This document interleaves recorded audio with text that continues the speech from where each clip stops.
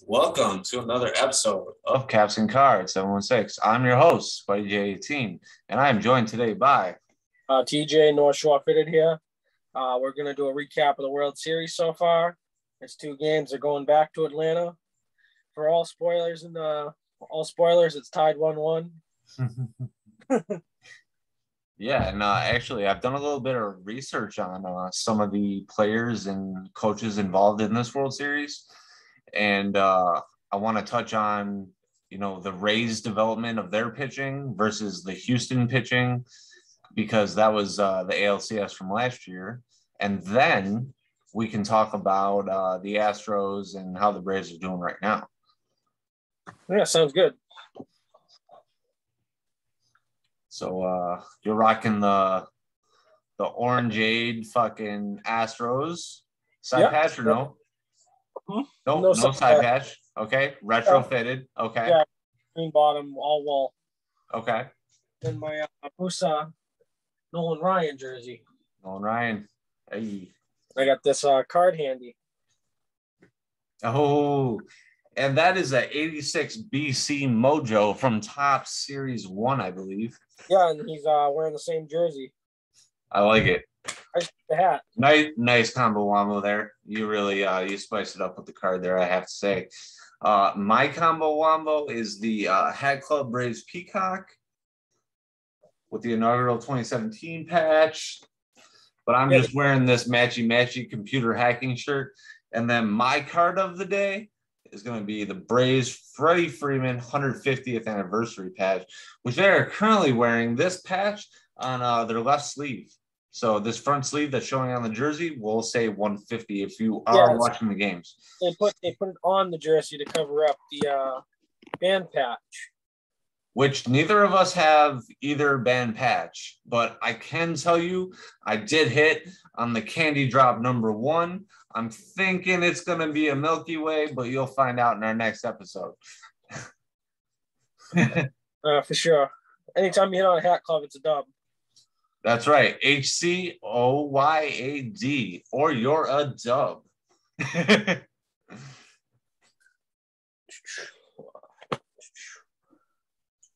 I'm actually searching for my next. This one actually works really good with this one too, because the GOAT, Nolan Ryan. Yeah. Well, we did mention today there is a Babe Ruth GOAT Project 70 that we're both pretty interested in. And honestly, to have the GOAT hat and the GOAT card, I mean, you can't go wrong. And you have yard goats we could always throw on there too. Yeah. A very good preview leaning into our next couple episodes here. But hopefully the Braves stop that little scoring sickness they had and start punching some runs in, because Charlie Morton pitched 9 pitches on a broken leg. A broken leg. Yes, you heard me correctly. This man struck out 2 players after this ground ball that hit him directly, or a fly ball that went right into his leg. Broke his leg. Line drive hit him in the leg. My passion is showing. He did strike out Jose Altuve. Remember, you commented on something about Charlie Morton playing with a broken leg. Do you remember what that was? Commented on something. He's a true warrior. Basically, you told me that he was playing like a hockey player out there, because they might have punctured lungs or broken ribs. And yeah, they always get knocked around and beat up. And actually, I think this is an outstanding achievement for Charlie Morton. I wish he was there to start, say, game 5 or 6, but it doesn't look like that's going to be the case. So it's probably his career, I would say. He's on the wrong side of 40. Yeah. I mean, has he won it or no? I don't think so. He won it in 2017 with Houston. Oh, shit. Those quick flips that you don't really notice. Yeah, well, he actually offered to give his ring back if their championship had an asterisk next to it. He was one of the players that were on the right side of things, seems like. Yeah. It was when he was with the Rays. They asked him about it. He's like, yeah, if they asked me to give the ring back, I would. Well, I know they won, what was it, 7-2, maybe more? Yeah, So, they lost. Too. They did complete their mission though for Braves in 6. They won game 1, so they stole one in Houston. So they got 3 games in Atlanta. and I think Altuve stole a base in the first inning, activating that Taco Bell steal a base. Wrong. Somebody did. It was somebody. I don't know if it was a Brave or a Brave. And it was. Can I find the card? Is the real question. Ozzie Albies. Aha. Fresh pull for me. Hey, I had it up here, so I had to. We've gotten criticized by certain people for not showing cards. So yeah, so Ozzie Albies stole a base, and everybody in America gets a free taco. I will update the date in the description of the video. Yeah, it's November 2nd. I think that's honestly really cool that they do that. Like, yeah, it gets me in there, and I will buy a $5 box or maybe even a family pack. But fuck it, right? Get this Minute Maid exclusive. Oh no, it's still upside down. Dude, I wore that Greenville Astros for like 4 more hours the other day after we taped. It's just so comfortable. Oh yeah, I got mine handy too. I got the Musa one with the big star. I like that one too. I like when the minor league logos incorporate some of the major league logos. It's kind of cool to see. What's your, I mean, other than Red Sox, what is your favorite minor league logo? And I'll give you time if you want to pick it out. Let me see. Does it have to be an on-field, or can it be any? It's kind of you can mix it because there is so many different variants of these hats now. They had the lids blackout. They had the lids did Copa, which was the blackout, excuse me, and then they do a couple interesting colorways from time to time. And honestly, that's going to play against my favorite hat, first and foremost, which would be the Bisons. But my handy dandy second is right here, being the Traveling Bear. Traveling Bear.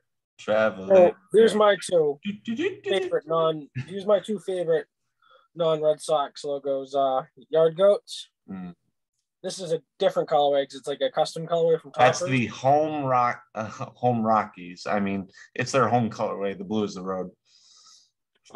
And then the Iceman, Jumbo Jacksonville Jumbo Shrimp. They have an East Coast Hockey League team called the Jacksonville Icemen, and that's where that inspiration comes from. Also, an oxymoron, Jumbo Shrimp.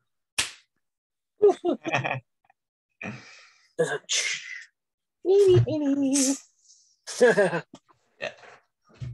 What was it? So the Braves are still looking like Braves could do it in 6. They're gonna have a tough road with Charlie Morton out.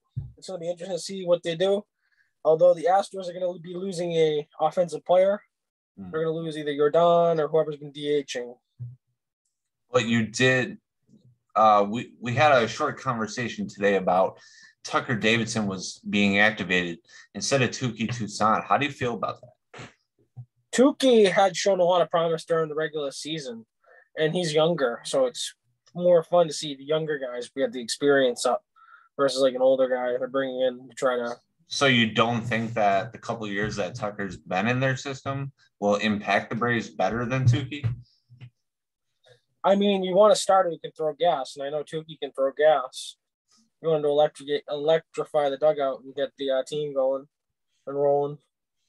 Yeah, just something that I felt. Fried usually plays that role, but Max Fried hasn't been the same these last 2 starts. They said that he equaled the amount of runs he gave up in his last 9 starts. So the coach of the Astros, Graves, he mentioned in an article that I read in the USA Today is that they really time the clocks of these pitchers that were starters and they make them gas relievers, which means they throw very hard for an inning or 2 and that's it. And he also commented on the fact that starters may go down to 3 innings at the end of the season, because once a hitter sees a pitcher, they may not be able to reciprocate what they did the first time, and even more so the second time. So if I hit a home run on my first pitch, I might be able to do it again. So they're actually starting to recognize that the role of the starter may diminish. I mean, it may be very important still, but think about having 3 guys pitch 3 innings every game. I mean, it's not heard of. I don't like that. I like it when starters go deep. I'm an old head with that kind of thing. That's how the Sox are built too. We have 3 starters who traditionally try to go 7 innings. Chris Sale, Nathan Eovaldi, Eduardo Rodriguez usually tends to try to go deep in game. Although Sale and Rodriguez have had the issues where they get too many pitches. They throw too many pitches early, and they usually only go 5 or 4. I think it's because you don't want to see guys more than once now. I think twice is okay. I think 6th and 7th, like if you relieve a pitcher before the 7th inning and he's not having a no-hitter, that would be an acceptable time to relieve him, because if the number of hits is higher than 3, everybody's seen him twice. Now, if you've seen him twice, I might still have not lights out knockout stuff. And I feel that if a guy's having that game, you have to let him go. You can't just let him go 1 and out with every batter. I mean, that could be the 2nd inning. At that point, you're doing a mop-up role, so you don't care about winning. So then you just let him keep going, I would think. But what if he strands 3 runners on base for the first 3 innings? That's 9 runners stranded. No runs have scored. I mean, are we really in a position to switch our starter? I mean, I probably would because of that many hits, but I don't know. It's going to be interesting what happens with baseball because all this analytics stuff they get into now. I mean, it tells me if you have walked or let 9 hits go, you're not hitting this box. And for me, that's a problem. That's almost a send you down to AAA problem. Yeah, guys have off days just like any sport. As long as you don't fill up the yips. And that was Madzek. Maciek. That's Polish. Maciek is Polish. Very Polish. Yeah, I did do a little research on Maciek, drafted in 09 by the Mariners, and now he is the lights out closer of the Braves, and I'm super excited. So he's not the closer; he's the setup guy. Well, he was looking like a closer, in my opinion. Yeah, he's definitely. But I like him more than Will Smith. But they pay Will Smith $20 million to be their closer. All right. The problem is Maciek is a right-hander, and Will Smith's a left. So you come in, you're in the 8th, right hand, and then if maybe he gets a hit, Will Smith comes in. And I watched Will Smith for like fucking 10 years on the Brewers. You cannot argue how dominant Will Smith has been in those situations. And it's kind of funny that I think we mentioned it last time. The Brewers have set up every single candidate that has won a World Series in the last like 4 or 5 years. So it's basically if you beat the Brewers in the postseason, you're going to win the title. And that's how I'm starting to lean on the Braves. I'd like to see it. It'll be cool for Atlanta to get another championship, especially this year, just because they're honoring Hank Aaron and Phil Niekro. Yeah, this year I did take a photo of a Tom Seaver memorial out in Syracuse. It was very heartfelt. And when I saw it, I really reciprocated some feelings of just the game and stories from my dad and stuff that really I might not have paid a lot of attention to in the past. But once he started talking about Seaver and the game that he played, it meant a lot to me. The same way that like certain cards, like when we show the 86 cards, that I have that entire set signed, all like 700 cards. So it's really important to me to get this set and finish this set, because that was like the first set he handed me. And I was able to inherit that and kind of work on it a little bit myself too. Yeah, very cool. Like it's very cool in collecting spans generations and stuff like that. But yeah, the Braves are still on track for 6 games. I knew Houston was going to win one. Atlanta stole the game in Houston. That's the big thing. These next 3 games are in Atlanta, no matter what. Yeah, I think we both said Braves in 6 because we Yeah, kind of have that stigmatic approach to it because we're kind of hoping Houston doesn't have that momentum. But at the same time, all these articles that I've read, it really hyped me up. Like I came on tonight really wanting to talk about everything I've learned about the Braves, their pitching staff, and then they interviewed Graves, the pitching coach of the Astros, and I'm like, holy shit, like this guy really is in depth. Like everything he started showing and they were talking about having like imagine a guy like Greinke only pitching 2 or 3 innings a night. Like that could be your closing pitcher for sure. But if they just extended that growth just a little bit, I mean, Josh Hader was drafted by the Astros, I believe, in like 2016. So he's JD Martinez was also a failed Houston product too. I mean, it's all about the farm system. They have a strong farm system, and I really believe in them. I wanted to talk about a player I was happy to see playing an elite level yesterday, but he had a pretty bad game today. He's been through thick and thin with the Braves, and the big thing with him is he's a free agent at the end of the season.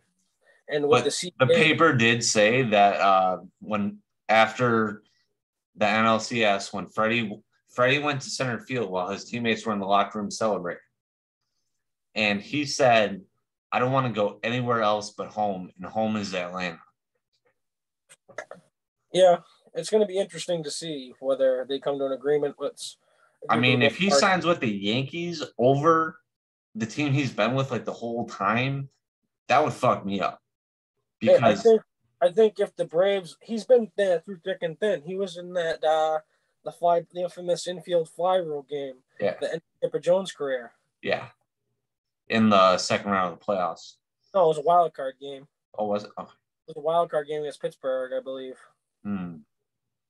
Pittsburgh. Pittsburgh in the playoffs. You're fucking lying. Well, they were good that couple of years with Andrew McCutchen. Yeah, with Chef G and fucking.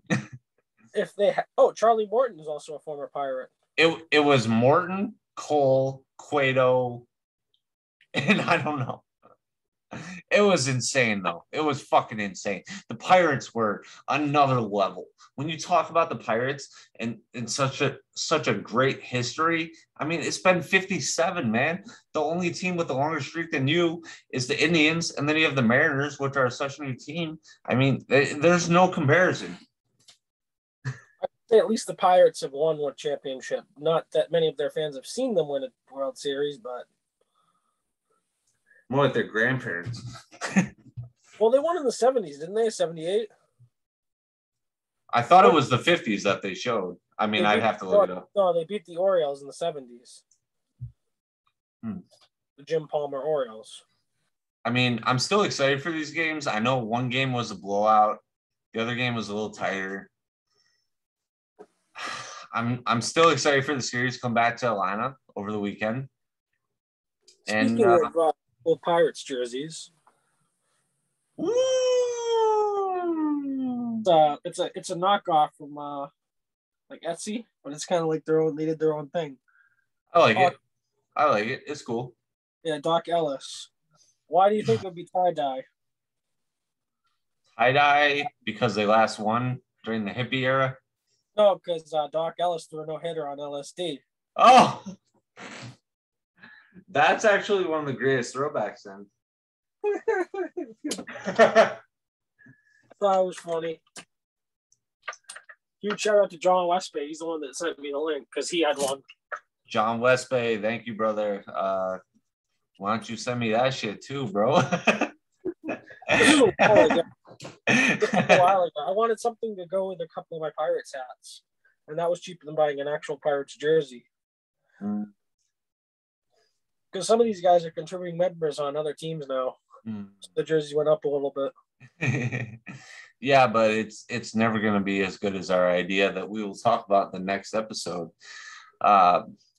We just wanted to recap the game, kind of talk about Atlanta sports for a minute, and a couple cards we brought out. And I think that's all we have to say about Atlanta tonight. What do you think, Teach? Yeah, I think that wrapped it up pretty good. Remember, peace, love, and care. Yeah. Let's let it run for a sec.